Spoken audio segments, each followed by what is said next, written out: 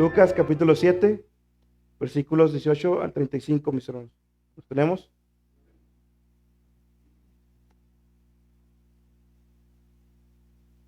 Si no han leído la Biblia, ¿qué cree? No van a leer hoy. Dice la palabra de Dios, mis hermanos, versículo 18 al 35. Y sus discípulos dieron a Juan las nuevas de todas estas cosas. Y llamó a Juan a dos de sus discípulos y envió a Jesús diciendo: ¿Eres tú aquel que había de venir o esperaremos a otro? Y como los hombres vinieron a él, dijeron: Juan el Bautista nos ha enviado a ti, diciendo: ¿Eres tú el que había de venir o esperaremos a otro? Y en la misma hora sanó a muchos de enfermedades y plagas y espíritus malos, y a muchos ciegos les dio vista. Y respondiendo Jesús les dijo: Id, dad las nuevas a Juan de lo que habéis visto y oído, que los ciegos ven, los cojos andan, los leprosos son limpiados, los sordos oyen, los muertos resucitan, a los pobres es anunciado el evangelio.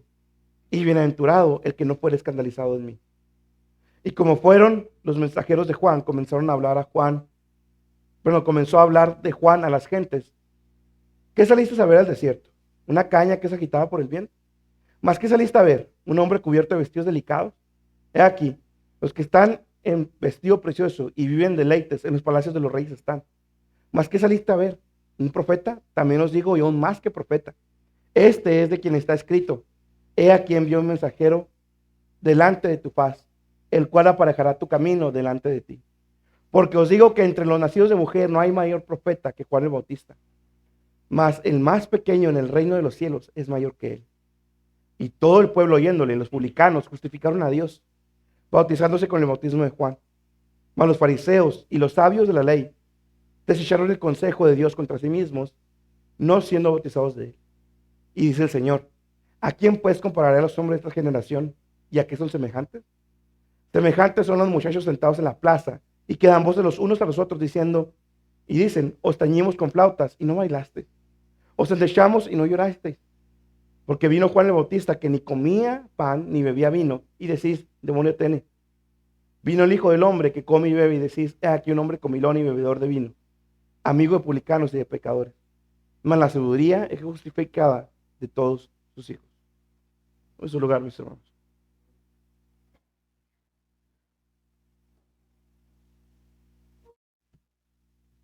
Hace algún tiempo, y creo que la pancarta toda está puesta, iba pasando ahí por la Gómez Morín, mis hermanos, y vi una pancarta de la iglesia, muy entre comillas, Olivo, la grandota que está ahí por Valle del Sol.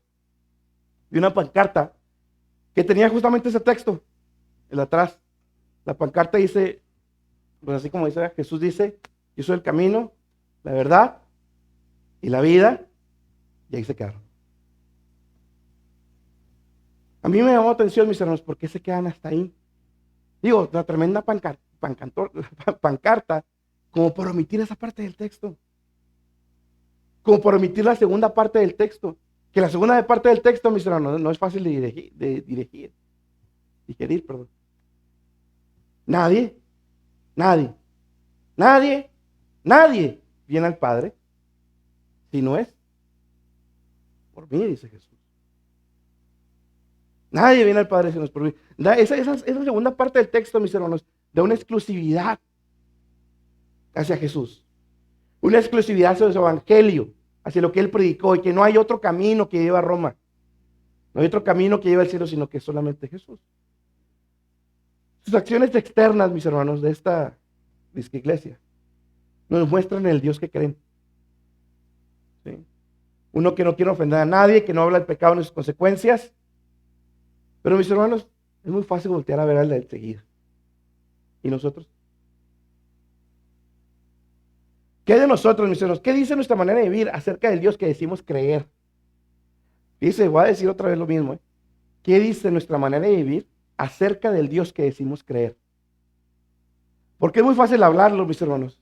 Es muy fácil postear lo que quiera, ¿verdad?, de sana doctrina. Pero otra cosa es qué refleja nuestra vida del Dios que decimos creer. ¿Qué lo refleja? Hace poquito estaba leyendo un libro de adoración y decía, un teólogo decía: muéstrame los himnarios de la iglesia y te voy a decir qué doctrina creen. ¿sí? Muéstrame los himnarios de la iglesia y te voy a decir en qué creen, en qué doctrina creen. ¿Por qué, mis hermanos? Porque lo que cantamos, como vivimos, como actuamos, como interactuamos allá afuera, dice mucho del Dios que decimos creer. Mucho. ¿Qué dice nuestra vida, mis hermanos, respecto a este Dios que creemos? Decimos que es Señor, mis hermanos, pero solo obedezco cuando quiero, en lo que quiero y como yo quiero. No sé. Decimos que es Señor, pero en lugar de ser esclavos de Él, somos esclavos de nuestra comunidad, de nuestra familia, de nuestros amigos. Mi hermano, ¿cuál es su excusa? Y vaya viendo una vez el mensaje desde ahorita, y por eso junté tantos versículos, mis hermanos, porque está diciendo una sola cosa el Señor. Si decimos que Jesús es Señor, entonces hay que actuar como tal. Entonces hay que actuar como tal. Un esfuerzo no es perfecto, pero sí tiene que haber un esfuerzo para actuar como tal. Pero ¿qué pasó con los fariseos? Oye, vino Juan, vino Jesús, excusas, excusas, excusas. ¿Cuál es su excusa, mis hermanos? Porque, ojo, esto no nomás es para el incrédulo, Porque sí, para el incrédulo, ¿cuál es tu excusa para seguir sin creer en Jesús? ¿Cuántas veces no te han predicado el evangelio y sigues sin creer? ¿Cuántas veces has venido a la iglesia y sigues sin creer? ¿Cuál es tu excusa? Para el que dice que es cristiano, bueno, ¿cuál es tu excusa? ¿Que sigues sin hacer los cambios? Bueno, ahorita mi hermano Oscar lo decía con mucho amor y mucho cariño, ¿ah? Pero si alguien de aquí estuvo extraído durante todo diciembre, hermano, noviembre, pues no andaba, hermano. No andaba. ¿Sí me explico? O sea, es que, o sea, no tiene sentido, mis hermanos. ¿Cuál es tu excusa para seguir viviendo como vives? Pero gloria a Dios, voy al cielo. Todo se resume, mis hermanos, en una pregunta, y fue una pregunta que Jesús le hizo a sus discípulos. ¿Quién dices que soy yo? Ustedes, ¿quién dicen que soy yo? Nosotros, mis hermanos, para nosotros, ¿quién es Jesús? Porque esa respuesta, mis hermanos, va a determinar nuestra manera de vivir. Porque podemos decir por boca, no, Jesús Señor y la Trinidad y una persona de la naturaleza. Puede decir lo que usted quiera, mis hermanos. Pero ¿qué está reflejando su vida? ¿Qué está reflejando? Tu respuesta, mis hermanos, no esa respuesta es la manera en que estás viviendo. Que sea el Espíritu de Dios escudriñándonos, mis hermanos. Porque los versículos de hoy no nomás es una historia, ya no me canso de repetirlo, no más es una historia, mis hermanos, es la palabra de Dios para nuestra vida. Primero, ¿dónde estamos, mis hermanos? Porque ya tenemos rato sin Lucas. ¿Dónde estamos? Acuérdense, capítulo 6, versículo 12, Jesús escoge a los 12, ¿sí? No los voy a leer ni nada. Pero Jesús escoge a los 12, por ahí del capítulo 6, versículo 12. Después del capítulo 6, de 17 a 49, tenemos el Sermón del Monte, ¿sí? Que duramos meses predicando las bienaventuranzas, después otros meses predicando el amor al enemigo, otros meses predicando que no juzguen, pero con justo juicio sí. Y después vimos lo que continúa el Sermón del Monte, que analizar nosotros mismos antes de ver la viga, perdón, antes de ver la espiga en el ojo de enfrente, ve la viga que traes tú. Entonces vimos todo eso, mis hermanos, todo ese Sermón del Monte. Versículo 7, lo último que vimos de Lucas, en capítulo 7, perdón, fue ese siervo que Jesús sana, ese centurión, el siervo de un centurión que Jesús sana, ¿sí? Y es entonces, mis hermanos, que el versículo 17 nos sirve de trampolín a los versículos que vamos a ver hoy.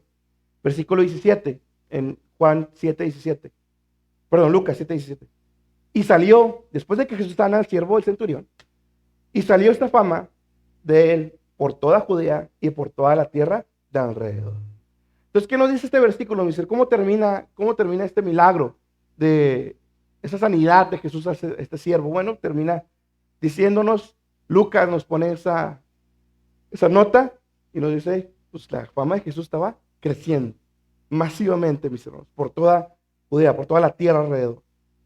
Entonces, ahora sí nos vamos al versículo 18 y 19. Y sus discípulos dieron a Juan las nuevas de todas estas cosas.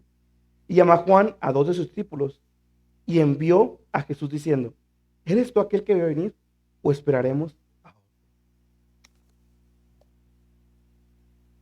Fíjese bien, hermano.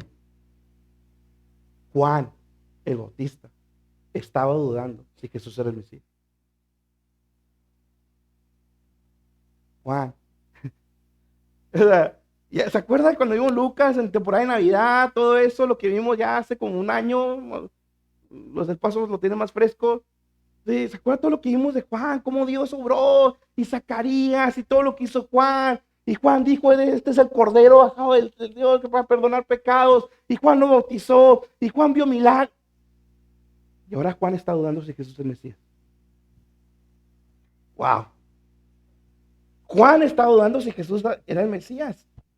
¿Cómo podía, mis hermanos, Juan estar dudando de esta manera de Jesús? Bueno, primero debemos entender dónde estaba Juan, porque eso es importante. Juan estaba en la cárcel. Juan estaba, o sea, para este momento, Juan estaba en la cárcel. Y Juan el Bautista, mis hermanos, estaba en la cárcel, no por andar defraudando, no por andar jugando al chueco, no por ir contra la ley. No, Juan el Bautista estaba en la cárcel por haber ido con el emperador de la región, con Herodes, a decirle en su cara el pecadote que traía, porque estaba con la mujer de su hermano. Y Juan, con los pantalones bien puestos, como siempre los tuvo, fue y expuso el pecado de Herodes delante de quien tuviera que ponerlo. De Herodes no le gustó, y Herodes lo metió a la cárcel por exponer el pecado. Por exponer el pecado. Herodes lo mete a la cárcel, ¿sí? Y no lo mata nada más porque tiene miedo, porque la popularidad de Juan también era muy fuerte en ese tiempo. Pero Juan estaba en la cárcel, hermanos. Y mientras Juan estaba en la cárcel, el Mesías, el prometido, el Cordero de Dios que quita el pecado del mundo, él, Jesús, estaba allá afuera con libertad, predicando el evangelio, haciendo milagros, resucitando muertos, sacando demonios. ¿Y Juan? En la cárcel. Juan, el precursor del Mesías, el profeta como no hay otro, y estaba en la cárcel. ¿Qué factores provocaron la duda de Juan, mis hermanos? Número uno, él creía que Jesús era el que iba a perdonar pecados. Y te va a ver cómo todo esto, esta información es necesaria para lo que vamos a ver.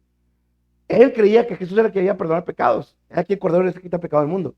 Pero ellos no sabían cuándo Jesús iba a instaurar su reino terrenal. Ellos no sabían eso. Creían que era necesario la remisión de pecados. Creían que era necesario arrepentirnos, confesar el pecado. Ellos creían eso. Pero ellos no sabían que iban a pasar más de 2000 años para que Jesús viniera a establecer su reino terrenal. Ellos no saben, y nosotros seguimos sin saber el tiempo, cuándo Jesús va a regresar a instaurar ese reino. ¿Sí? Pero ellos no lo sabían, Juan no lo sabía. Entonces, el primer factor de duda de Juan es, no tenía la revelación completa. Y la falta de información causa duda. La falta de información causa duda. Número dos, estaba pasando por aflicción personal. Mis hermanos, eran primos, O sea, no nomás es que era el Mesías, o sea, aparte eran primos, eran familia, Juan el Bautista y Jesús. Y si yo fuera Juan, mis hermanos, y si usted fuera Juan siendo honesto y sincero, diga, oye, algo.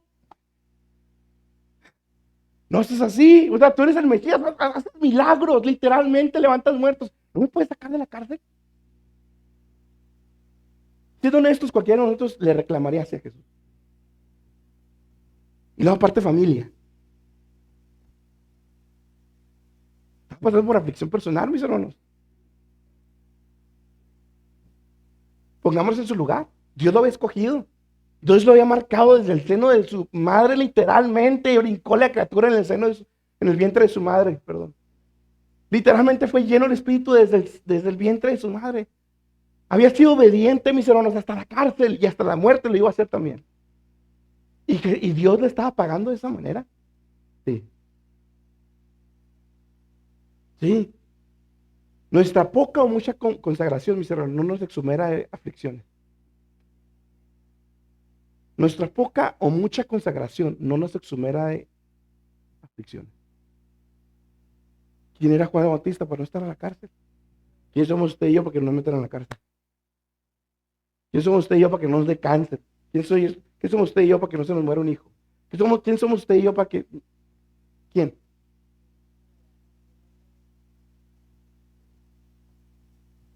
Pero es difícil, hermano. Somos de carne y hueso. Y más allá de hueso, somos bien carne. Y dudamos, y Juan estaba dudando.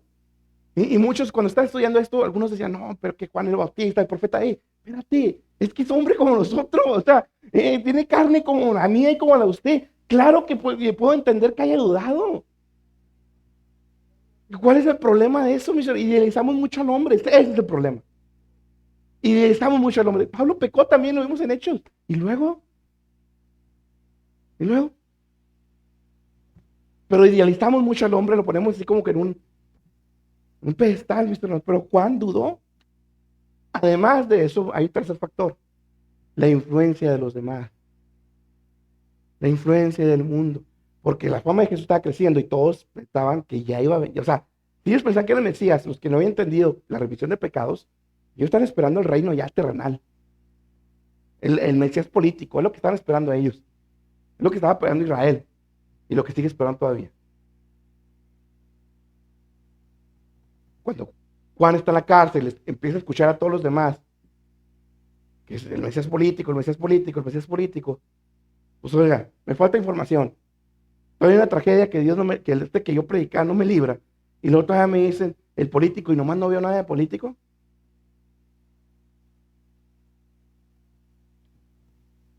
Fue una visión borrosa de Dios, mis hermanos, de Jesús, la que provocó la duda en Juan. Fue una visión borrosa de quién es Dios, de quién es Jesús, la que provocó esa duda en Juan. Y también podemos esperar lo mismo, podemos experimentar, mis hermanos, lo mismo nosotros como cristianos. Lo mismo, mis hermanos. Y son estos mismos factores que nos ocasionan las dudas. Los mismos. Falta de conocimiento. Falta de información produce duda. Juan fue un momento, no toda su vida, no a cada rato. Y nosotros, ¿viste de qué manera estamos viviendo? Dudando constantemente de Dios, porque constantemente no lees tu Biblia. Por eso dudamos constantemente de Dios, porque nos falta escudriñar su palabra, nos falta conocerlo. Su palabra, su palabra. Por eso dudamos tanto, hermanos. Estamos mostrando, mis hermanos, nuestra fe, hablando de fe, de confianza en Dios por nuestra manera de vivir. Realmente confío que Dios es soberano lo que me está pasando. No sé ni qué es soberano. ¿Qué buscamos cuando estamos en la aflicción, mis hermanos? Porque déjeme decirle algo, Juan acudió a Jesús, hermano. No fue a preguntarle a los fariseos. Juan fue con Jesús, hermano. Y nosotros estamos en una aflicción y déjame le llamo al abogado, déjame le llamo a esta, al vecino, rápido buscamos solucionarlo a mi manera, acá a mis fuerzas, a mi inteligencia. ¿A quién vamos nosotros cuando estamos en la aflicción? Somos una generación, mis hermanos, que no tiene excusa para seguir siendo ignorantes de la palabra. ¿Sabe lo que es esto, mis hermanos? O sea, vamos a llegar delante de Dios y olvídese, ni se la vaya a pasar por la más mínima fracción de segundo. Es que yo no sabía. No, cállate. Lo tenemos en la palma de la mano, literal, mis hermanos. Y aplicándolo en la iglesia local, tienen los mensajes grabados, mis hermanos. Casi les ruego que me marquen si están de vacaciones, si están fuera. Yo les marco y les transmito, casi les ando rogando.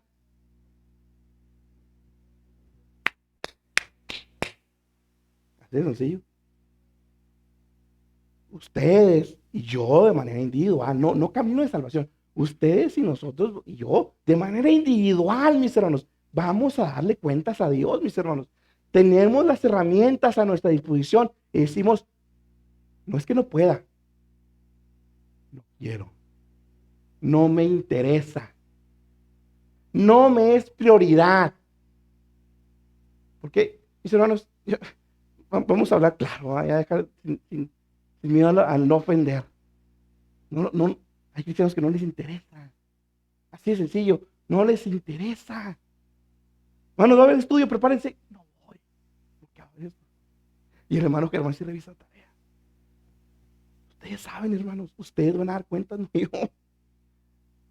Yo no voy a dar cuentas por los suyos. Yo voy a dar cuentas de lo que prediqué y enseñé, mis hermanos. Y por lo mío propio, por ustedes. Mis hermanos, tenemos todo el evangelio revelado. Todo. Juan no lo tenía. Nosotros sabemos lo que ha pasado en Apocalipsis. Todo lo tenemos revelado en Apocalipsis, el reino, todo. Y luego, está como un ingeniero en el trabajo. Siempre que hay problemas, dice, es que yo eso ya sabía.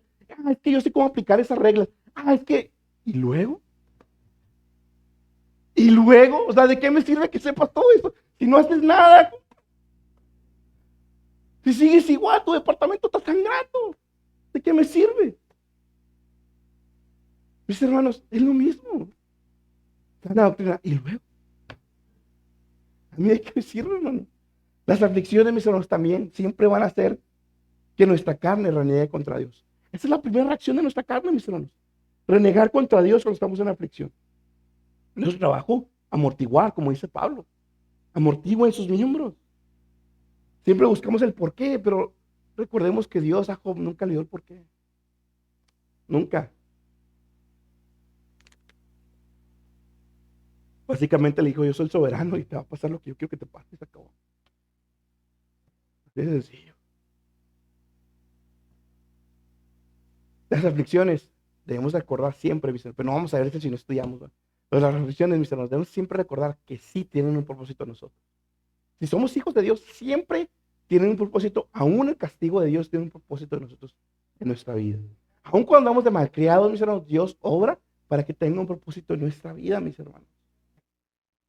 Pero, mis hermanos, aflicción más ignorancia no termina bien. No termina bien. Y por último, también nos dejamos influenciar por el incrédulo. Error, mis hermanos. Error garrafal estar escuchando al malvado. Es que es así, es que es que es. Error, hermano. Error. No tratemos de ser como ellos. Proverbios 4, 14 y 15. ¿Qué dice? No sigas la senda de los perversos, ni vayas por el camino de los malos. Evita ese camino, no pases por él. Aléjate de ahí, sigue de largo. Lo leo con los signos de exclamación. O sea, ¡hey! Cabezón, ¿no entiendes? Así se debe leer la Biblia, cuando lo esté leyendo. Así le debe leer, respetando los signos.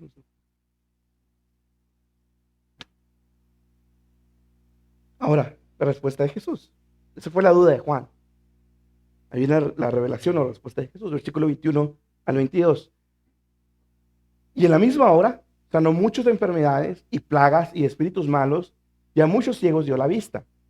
Y respondiendo Jesús les dijo, id, dad las nuevas a Juan de lo que habéis visto y oído, que los ciegos ven, los cojos andan, los leprosos son limpiados, los sordos oyen, los muertos resucitan, a los pobres es anunciado el evangelio. ¿Por qué respondió Jesús así? A mí me llamó mucho la atención, mis hermanos, ¿por qué así? Porque los fariseos a cada rato le pedían señal, pero Jesús nunca la hizo.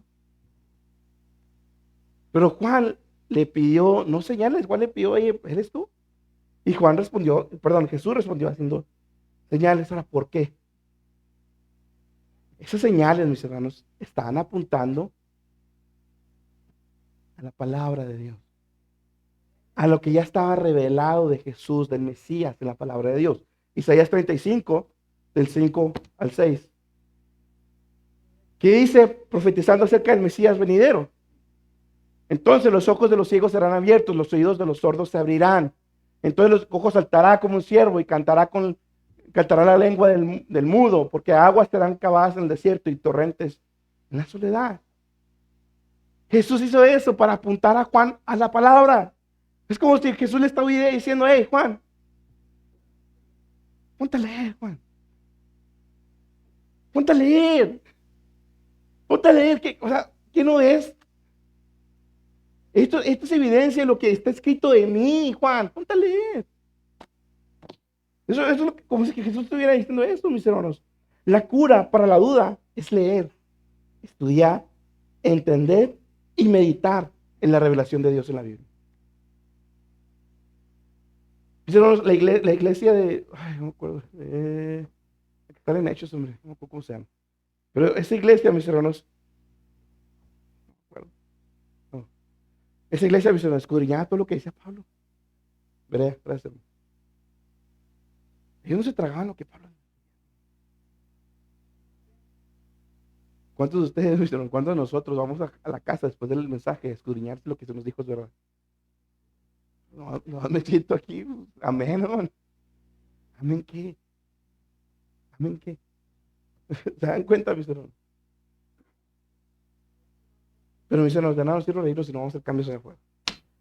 Nosotros debemos hacer lo mismo, mis hermanos, acudir solo a Dios y a su palabra, recordando cómo ha obrado en nosotros en el pasado y cómo eso es cumplimiento de las promesas que Él dejó aquí. ¿Está pasando por aflicción? Sí, Jesús dijo que iba a pasar por aflicción. Oye, me está yendo así. A ver, ¿no pecaste? Ah, sí, hermano. Entonces, ya sabes, ¿verdad? Aquí dice, hermanos, aquí en su palabra, versículo 23. Bienaventurados y bienaventurado, perdón, es aquel que no fuere escandalizado de mí. Bienaventurados aquellos que no se ofendan por la palabra, los que no duden, los que no se escandalicen, los que no se tropiecen con el evangelio. O sea, Juan debía sobreponerse a su propia tragedia, a su propia falta de información y a la propia influencia de los demás. Debía poner eso a un lado y creer que Jesús era el Mesías. Bienaventurado el que le crea a Jesús. Básicamente lo que está diciendo. Bienaventurado el que le crea a Jesús. Eso es lo que dice el texto.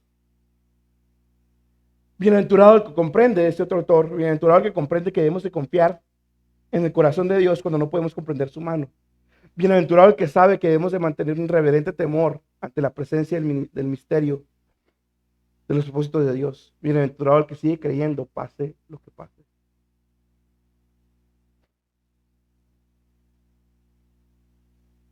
Ese es el primer punto, hermanos. Agárrese. Número 2. Juan y los que estaban ahí entendieron que Jesús era el Mesías. Porque Juan fue asesinado. Y por capricho de Herodías, ya se sabe la historia, ¿va? Al final termina siendo asesinado, mis hermanos. Y cuando murió, sus discípulos fueron a Jesús a darle las nuevas de que Juan había muerto. Entonces eso nos dice, mis hermanos, que Juan había disipado sus dudas, si no, ¿para qué van y le avisan a Jesús? Él había disipado sus dudas, estaba seguro, había antepuesto sus dudas, estaba seguro y había muerto, mis hermanos, creyendo que Jesús era el Mesías.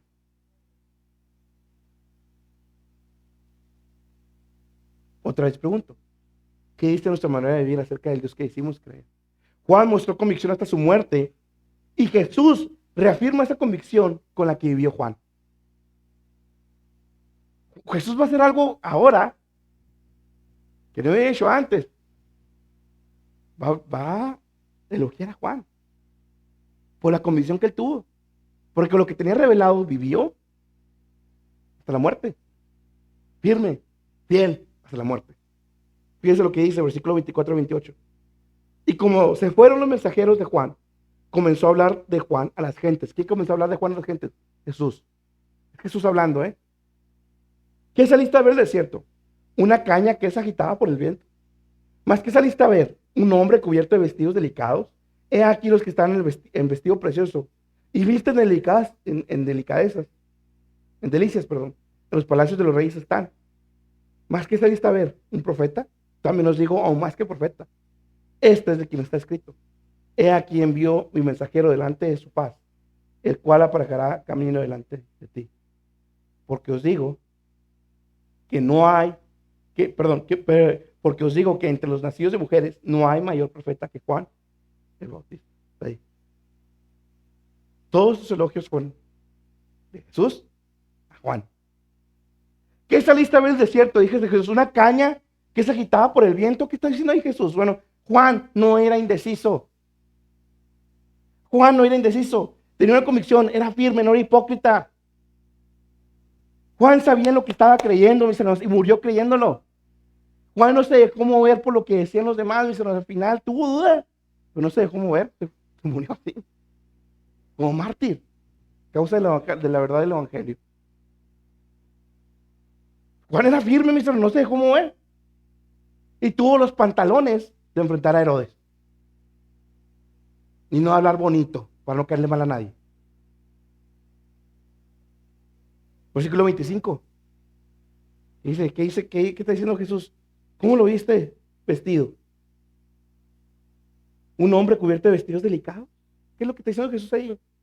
Uno de esos vestidos delicados literalmente significa afeminados.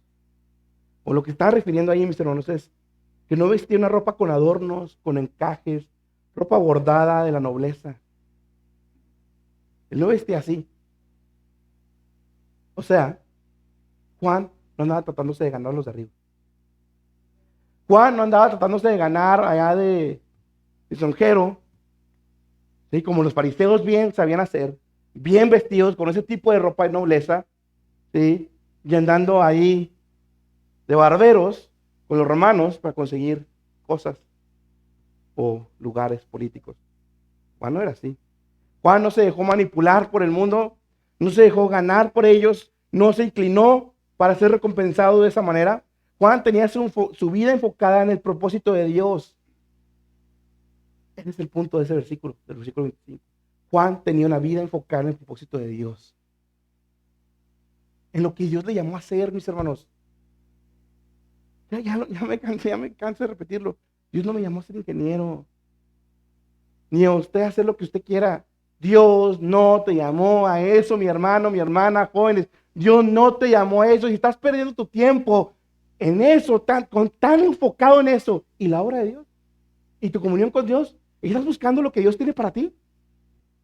¿Cuál es el ladrillo que vas a poner en esta iglesia? ¿Cuál es, mis hermanos? ¿O Dios lo llamó a estar sentado? Mis hermanos, es que somos muy buenos para buscar el propósito terrenal. Excelentes somos para eso, mis hermanos. Y el eterno, lo eterno va a quedar, hermanos. A veces estamos peor que el incrédulo. Peor que el incrédulo a veces estamos. Aquí se va a quedar lo terrenal, hermano. Su casa, su carro, todo, aquí se va a quedar, hermano. ¿Qué lleva allá? ¿Qué lleva? ¿Qué llevamos, hermanos?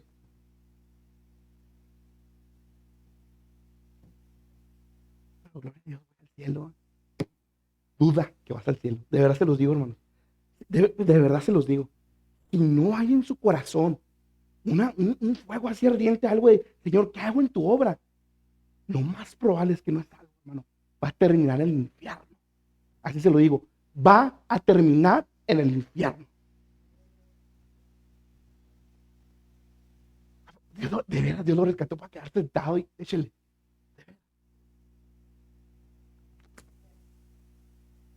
No, mis hermanos.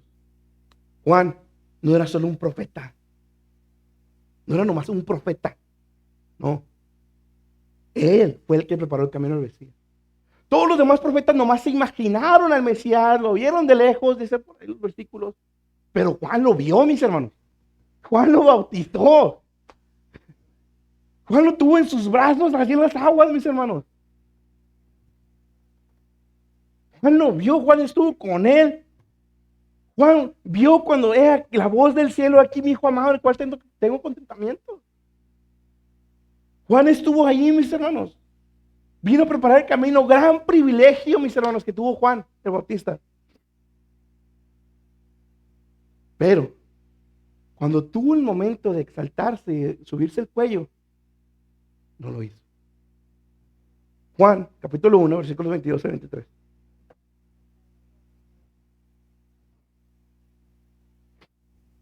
Dijéronle, esos fariseos buscando a Juan el Bautista, Fíjense lo que van y les preguntan a los fariseos. Pues, ¿quién eres? Para que demos respuesta a lo que se enviaron. ¿Qué dices de ti mismo? Hermano, está en bandeja de plata. ¿Yo? Deja de decirte quién soy. No tienes idea de cómo Dios me llamó y me eligió del vientre de mi madre Y lo que mi padre, el sacerdote Zacarías, nadie como él, que le tocó la suerte de estar en el templo, y el arcángel Gabriel vino a anunciar mi nacimiento. ¿Qué? ¿El versículo que sigue, hermano? Yo soy la voz que clama en el desierto. Enderezar el camino del Señor, como dijo Isaías el profeta. Hey, yo nomás soy el que vengo a barrerle el camino. ¿Qué se me? El que va detrás de mí. Juan no andaba presumiendo nada. Juan no tenía orgullo, hermanos. Juan, mis hermanos, en ese momento que pudo haber exaltarse el cuello, no lo hizo, sino que apuntó a Jesús, mis hermanos. A Jesús apuntó. Respuesta, mis hermanos, también, no nomás de Juan. Esa fue la respuesta de Juan, pero también hubo respuesta del pueblo, versículo 29. Y todo el pueblo oyéndole, los publicanos justificaron a Dios bautizándose con el bautismo de Juan. Todo el pueblo, y me gusta cómo hace énfasis, y los publicanos. Y ahí vimos lo que es un publicano: extorsionador, asesino. Justificaron a Dios, o sea, quiere decir, creyeron en la verdad de Dios, creyeron que eran pecadores, que necesitaban el arrepentimiento, que necesitaban el perdón de Dios, creyeron en todo eso, y todavía públicamente, delante de los fariseos, se bautizaron con el bautismo de Juan. Públicamente dijeron: yo soy del Señor y dejo mi vida atrás, porque que necesito a Cristo, necesito mi arrepentimiento, necesito que me perdone y me bautizo. Demostraron públicamente, mis hermanos, que ellos realmente reconocían a Jesús como el Mesías, como el Salvador, como el Señor. Públicamente. Eso es el bautismo. Reconocer lo que reconocer quién es Dios y quién soy yo. Es reconocer que Él es mi Salvador, que Él murió por mí en la cruz del Calvario y que Él, a partir de ahora, soy su esclavo. Que es por lo segundo que voy.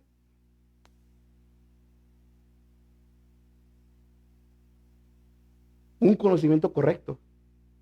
Por el contrario, fíjense, es lo contrario. Un conocimiento correcto de Dios nos lleva a vivir una vida recta delante de Dios. Un conocimiento correcto de Dios nos lleva a vivir una vida recta delante de Dios. Dos textos. Romanos capítulo 12, versículos 1 al 2. Y luego después 2 Timoteo 2, 3 y 4. Por tanto, hermanos, tomando en cuenta la misericordia de Dios, ruego que cada uno de ustedes en la oración espiritual, ¿qué dice? Ofrezca su cuerpo como sacrificio vivo, santo y agradable a Dios. Versículo 2. No se amolden al mundo actual, sino sean transformados mediante la renovación de su mente. ¿Y cómo se hace eso? Con la palabra de Dios. Así podrán comprobar cómo es la voluntad de Dios: buena, agradable y perfecta. Dos cosas. Tu cuerpo, tu mente, tus fuerzas, tu inteligencia, todo debe ser un sacrificio vivo delante de Dios. Número 2, no te dejes amoldar por el mundo. 2 Timoteo, capítulo 2, versículos 3 y 4. Ese texto me encanta. Sufre. Mano, pero si viene a Jesús, ¿qué dice? Sufre.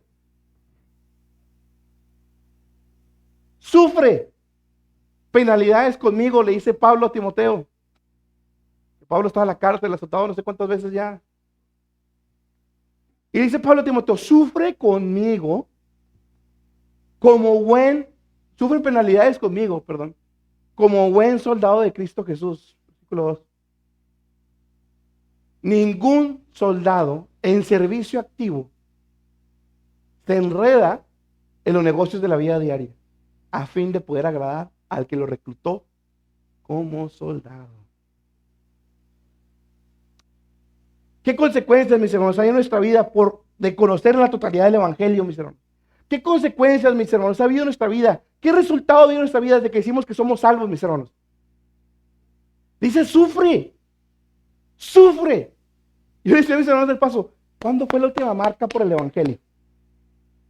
A lo mejor sí son salvos, pero ¿cuándo fue la última marca por causa del evangelio?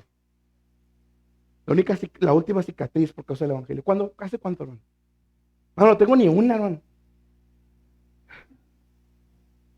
Sufre las penalidades conmigo, como fiel soldado. Los soldados no van a salirse del ejército a la mitad de la guerra. Sufre. ¿Cómo está nuestra convicción, mis hermanos? Tenemos un pie en los negocios de la vida diaria y otro en Dios, otro en mi comunión con Él, otro en la obra. Tan ocupados estamos afuera con los negocios de la vida diaria, hermano. De veras.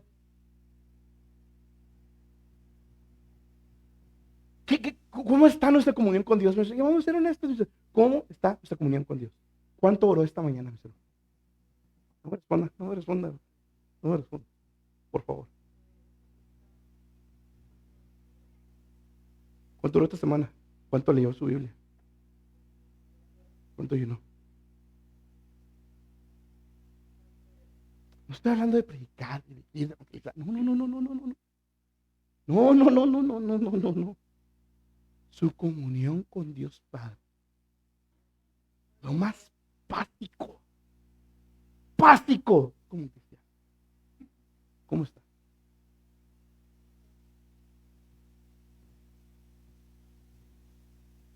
Yo recuerdo, no sé. Se me quedó muy grabado cuando Jesús sacó un demonio en la sinagoga. En la sinagoga. No enfrente de una cantina.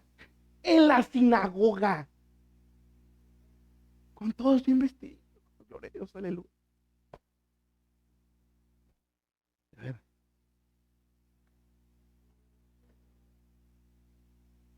Sufre. A Juan le costó su vida. Nos ha costado a nosotros. Porque a veces no exponemos el pecado por medio que se ofendan. ¿Qué? Es que, hermano, mi familia. Es que, hermano, vienen de lejos y luego está ahí a llegar. ¿Y? Es que es mi jefe, hermano. Es que. ¿Y? ¿Y? ¿Qué?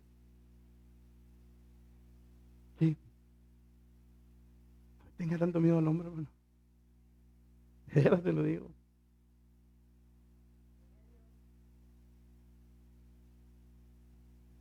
Juan se lo dijo a la cara de Herodes. Nosotros tenemos el privilegio de anunciar el evangelio por completo. Y además preparar al pueblo de Dios para su regreso. Y no lo hacemos. Cultos de hogar, hermano. ¿Cómo vamos? Bueno, te lo voy a decir otra vez. Sus hijos se van a ir al infierno. Se van a ir al infierno. Dígale sin hacer nada. Dígale, hermano, eso no va a ser la escuelita, ni yo, ni las hermanas. Eso no son ustedes, hermano. Y si no hacen nada y les vale, déjenme decirles algo. Si un día por la misericordia de Dios son salvos, por usted. No tiene nada que, mi hijo es salvo. ¿Por usted? No. Hermanos. Y luego dice el versículo 28, vamos a regresarnos. Cuando Jesús dice que no hay mayor profeta que él, dice, mas el más pequeño del reino de los cielos es mayor que él. O sea, el más pequeño de nosotros, es mayor que Juan el Bautista. Ahora, ¿en qué aspecto? ¿En qué aspecto somos mayores que Juan el Bautista? Que tenemos el privilegio de anunciar el evangelio completo. En ese sentido somos mayores que Juan el Bautista. En ese sentido es que somos mayores. Que tenemos el gran privilegio de anunciar el evangelio. Vale. Somos esclavos, mis hermanos. No se nos debe olvidar esa realidad. Somos esclavos. O sea, no tenemos ningún derecho sobre nuestra vida. No tenemos ningún derecho a hacer lo que queramos con nuestra vida. Un esclavo no tiene derecho sobre su vida. Nada. Nada.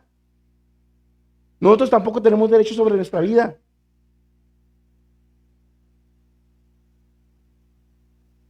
Se supone que el Señor, aún del tiempo de descanso, vamos a dar cuenta. ¿Ya escucharon? Aún el tiempo de descanso, ¿cómo descansamos? Vamos a dar cuenta. Sí, aún ese tiempo. Hay cristianos que me voy a descansar en la iglesia. La iglesia. A ver. Como cristianos, mis hermanos, deberíamos estar luchando en un esfuerzo constante por conformar nuestra vida a la palabra de Dios. Es difícil y casi nadie lo hace. Pero esa es la lucha que debemos estar luchando.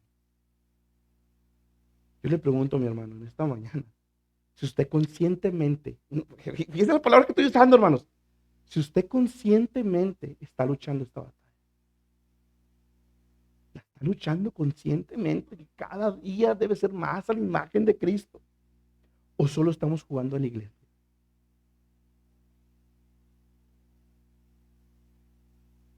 ¿Qué estamos jugando, hermano? Estamos jugando.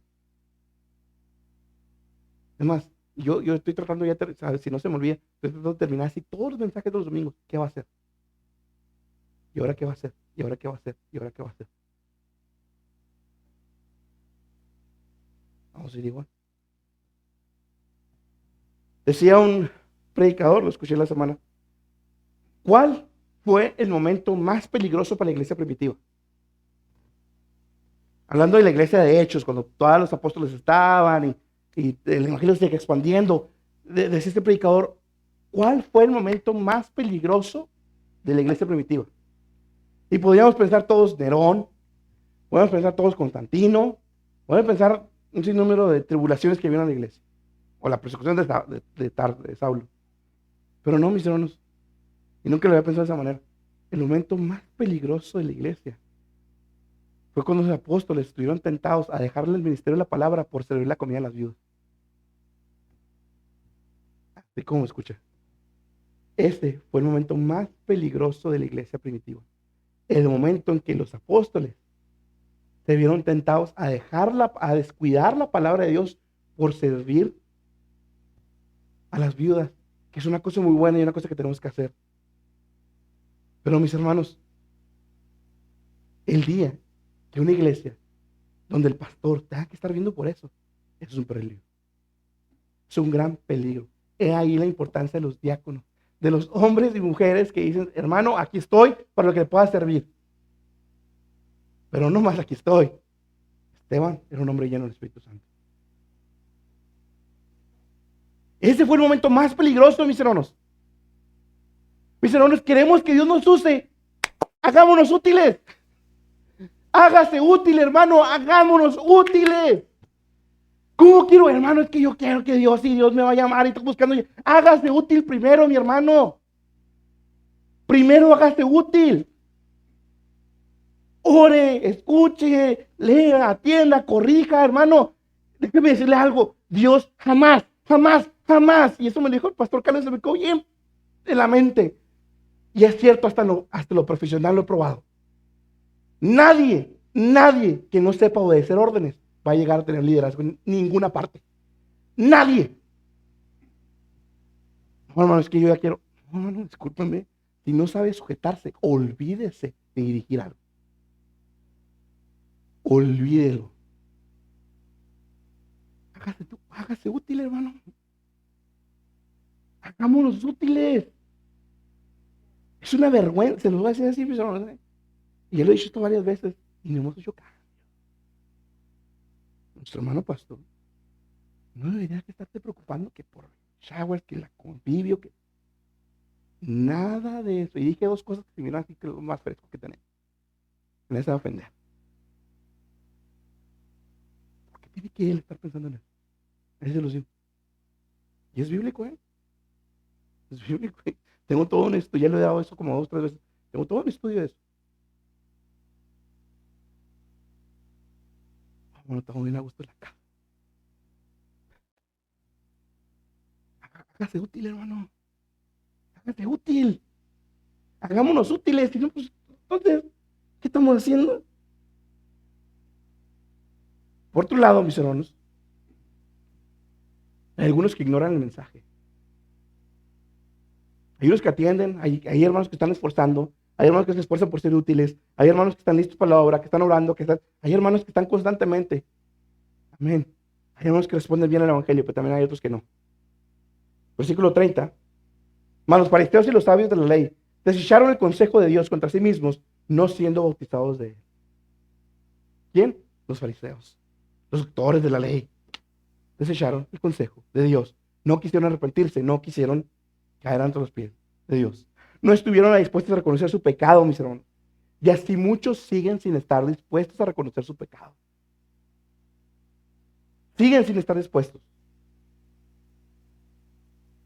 Como siempre lo he dicho, y me encanta esa ilustración porque es muy vivida. Si no crees que eres malo, vamos a sacar todos tus pensamientos, vamos a ponernos en la tele y aquí vamos a verlos todos. Los pensamientos, no lo que has hecho, los pensamientos que has tenido. Vamos a ponernos en la tele y vamos a verlos todos. Te aseguro que te divorcian, te quedas sin hijos, te quedas sin casa. Nomás por lo que has tenido aquí. ¿Eres malo? De verdad. De verdad. Versículo 31 a 35. Dice el Señor, ¿a quién pues comprarle a los hombres de esta generación? ¿A quién son semejantes? Semejantes son a los muchachos sentados en la plaza y que dan voces los unos a los otros y dicen, os teñimos con flautas y no bailaste, os desechamos y no lloraste. Porque vino Juan el Bautista que ni comía ni bebía vino y decís, no tiene. Vino el Hijo del Hombre, o sea Jesús, que come y bebe y decís, he aquí un hombre comilón y bebedor de vino, amigo de publicanos y de pecadores. Mas la sabiduría es justificada de todos. ¿Sí? Jesús está comparando la respuesta de los fariseos y la respuesta de todos aquellos que siguen sin venir a Cristo como unos muchachos, unos niños malcriados, ingratos, imposibles de satisfacer. A eso lo está comparando Jesús. Aquellos que escuchan el Evangelio una y otra vez, una y otra vez, una y otra vez, una y otra vez, y siguen sin hacer caso del Evangelio. Jesús dice, son unos niños malcriados, ingratos, que nada los satisface. Es lo que está diciendo Jesús, no yo. Fíjense lo que dice, versículo 31 y 32. Semejantes son los muchachos sentados en la plaza. Es una parábola que Jesús hace. Muchachos sentados en la plaza. Son niños jugando, es lo que dice, son niños jugando a imitar ser adultos. ¿Sí? Nosotros de niños hemos jugado algo similar a eso. ¿Sí? Entonces son niños jugando. Y entonces son dos grupos de niños. Unos niños que estaban jugando a la plaza y otros niños le hablan a otro grupo de niños. ¿Sí? Y que dan voces a los unos a los otros y dicen, os tañimos con flautas y no bailaste. O sea, este grupo de niños le dice al otro grupo de niños, hey, vamos a jugar que tenemos una boda. Por eso dice flauta. Y no bailaste. O sea, aquí preparamos todo para jugar ustedes, nosotros. Aquí estamos en una boda. Y no quisieron. Y luego dice, os endechamos y no lloraste. Y luego quisimos jugar, los invitamos a jugar a ustedes como un funeral. Y tampoco quisieron. ¿Qué quieren pues? El típico niño fastidioso, malhumorado, que no quiere jugar a nada, que es su pelota y nada más él. Ese que cae mal, que se cree mucho, es lo que dice Jesús. Así son los que no quieren creer. Los mocosos, y todo lo dice un teólogo, no yo. Los mocosos malhumorados no participarían en el juego alegre, ni en el tristeza. Ellos sirven como una buena instrucción a las personas de aquella y esta generación, malhumorados, que no les satisface nada. Versículos 33 y 34. Porque vino Juan el Bautista, que ni comía pan ni bebía vino, y decís, demonio ten. Vino el Hijo del Hombre que come y bebe, y decís, he aquí, un hombre comilón y bebedor de vino, amigo de publicanos y pecadores. Dios les mandó a Juan el Bautista, después de 400 años de silencio. Paradójicamente, mis hermanos, muchos de los fariseos creían que Juan el Bautista era profeta de Dios. Ellos lo creían. Y si somos congruentes, si ellos creían que Juan el Bautista era profeta de Dios, pues entonces iban a creer a quién apuntaba Juan el Bautista. ¿Qué era? Jesús. ¿Pero qué terminaron haciendo? Ni Jesús, ni Juan. No queremos. No queremos. No queremos. No creyeron, mis hermanos. Por tanto, terminaron no creyendo en ninguno de los dos. ¿No somos nosotros semejantes a estos niños malhumorados? O a los fariseos que solo buscan excusas. ¿No somos semejantes a eso? ¿Cuál es tu excusa para no tener el llamado a arrepentimiento? ¿Cuál es tu excusa para no dejar tu pecado y venir a arrepentimiento? A Jesús. ¿Cuál es?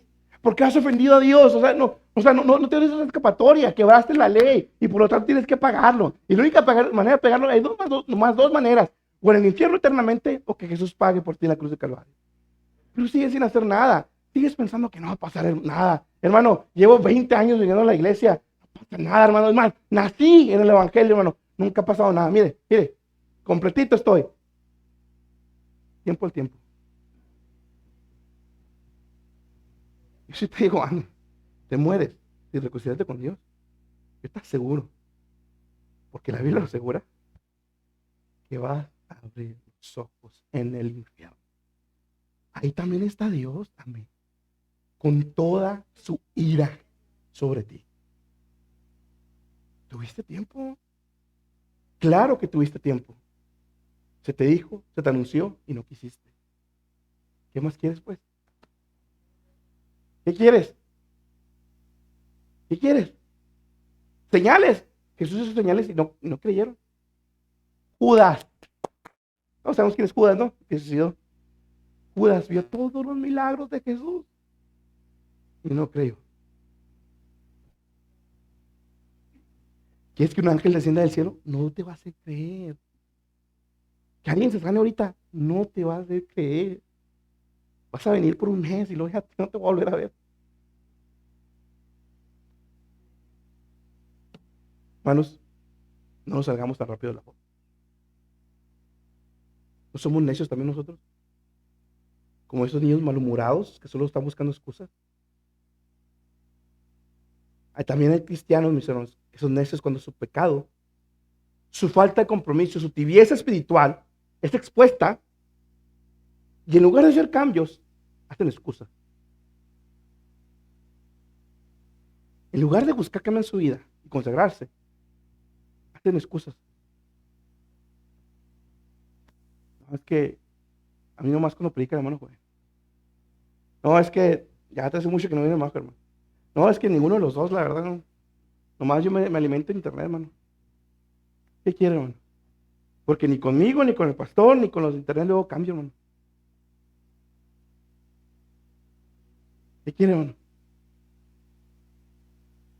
Yo estaba platicando a mi esposa la semana pasada, le digo, a veces, soy humano, hermano, a veces me canso, hermano. Ya no sé si decirlo como bajita, muy fuerte. Ya tienen bien puesto el callo, hermano. Mire, rebota. Salen y no hacen cambio. Siguen faltando igual. No toman nota. No estudian. Sigo viendo, son los mismos de siempre. Los mismos que siguen siendo igual de mediocres. Tiene instituto y luego, mire que me sirve. Y luego, igual. Fíjense lo que dice Mateo, capítulo 21, versículo 28 y 31. ¿Más qué os parece? Hablando Jesús, un hombre tenía 2 hijos. Y llegando el primero le dijo, hijo, ve hoy a trabajar en mi viña. Sí. Respondió él, dijo, no quiero. Pero después se arrepintió y fue. Y sigue. Y llegando el otro le dijo de la misma manera. El padre le dijo al otro hijo de la misma manera. Y respondió a él y dijo, yo señor, yo voy. ¿Y qué dice? Y no fue. Y sigue. ¿Cuál de los dos hizo la voluntad de su padre? Dicen ellos, primero. Díceles Jesús, de cierto os digo, que los publicanos y las rameras os van delante del reino de Dios. Aplicado a nosotros. Aquí estoy, hermano. No los veo. Pero en cambio hay unos que no levantaron la mano, dijeron que no, y son los que vienen. Al final, el que está haciendo la voluntad de Dios es el que realmente lo hace.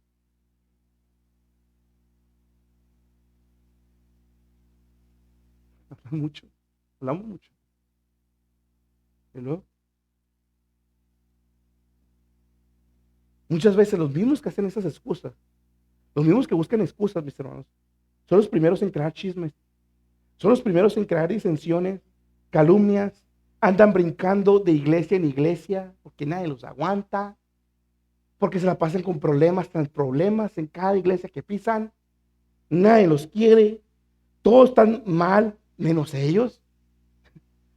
Son aquellos que todo critican, pero nada aportan. Encuentran 1000 razones de por qué no, pero jamás dan el cómo sí. Excusa, excusa, excusa. Es que me hablan muy fuerte. Y no, ya le hablé despacito y sigue igual.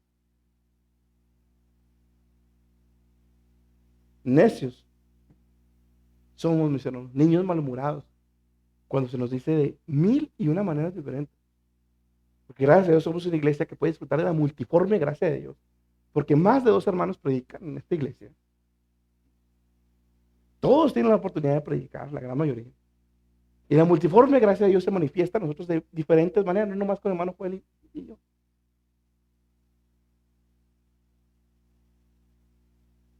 Estoy a gusto, man. ¿Qué quiere que hagan? Respóndese usted esto mismo. ¿Qué necesito para realmente cambiar? Necios son aquellos que, sabiendo la verdad, prefieren suavizarla, utilizando la bandera de no juzgues, pero detrás su intención es otra: más dinero, más gente, más vistas, más popularidad. Y hablo de pastores cristianos. ¿Qué quieren? ¿Qué están buscando? Versículo 35. Mas la sabiduría es justificada de todos sus hijos. Al final, lo que dice ese texto es: el evangelio produce fruto a los que va a producir fruto. Esto, y todos que predicamos en algún momento, eso es nuestro consuelo, mis hermanos. Que al final, el evangelio siempre va a producir fruto. En 1 o 2 ya se me hizo mucho, pero va a producir. Va a producir. Y sí, la gran mayoría de veces va a ser rechazo. Aún de la iglesia. Aún de la iglesia. La parábola de Jesús nos muestra que existen 2 tipos de muchachos espirituales: los malcriados insensatos y los hijos que obedecen. Mi hermano, ¿quién dice usted que es Jesús? ¿Quién es Jesús, mi hermano? Y segunda pregunta: ¿realmente tu vida muestra al Dios que dices creer? ¿Hasta cuándo seguirás haciendo excusas para evitar hacer correcciones en tu vida? ¿Hasta cuándo vas a seguir siendo de doblado ánimo? ¿Nos lo predicaron esta semana? ¿Hasta cuándo vamos a ser de doblado ánimo? ¿No? Sí, no, sí, no. Si es no, si es no, hágase un lado, no me estorbe.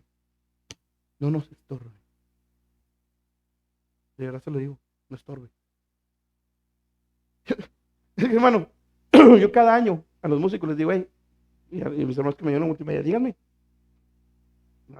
¿van a querer seguir sirviendo o no?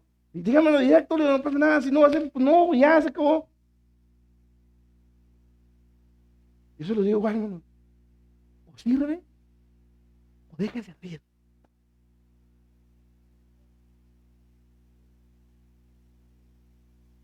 ¿Hasta cuándo vas a seguir haciendo excusas, mi hermano? ¿Hasta cuándo? ¿Hasta cuándo vamos a seguir haciendo excusas para leer más, para orar más, para ayunar más? No sé. Todos tenemos colita que nos pisen. ¿Hasta cuándo?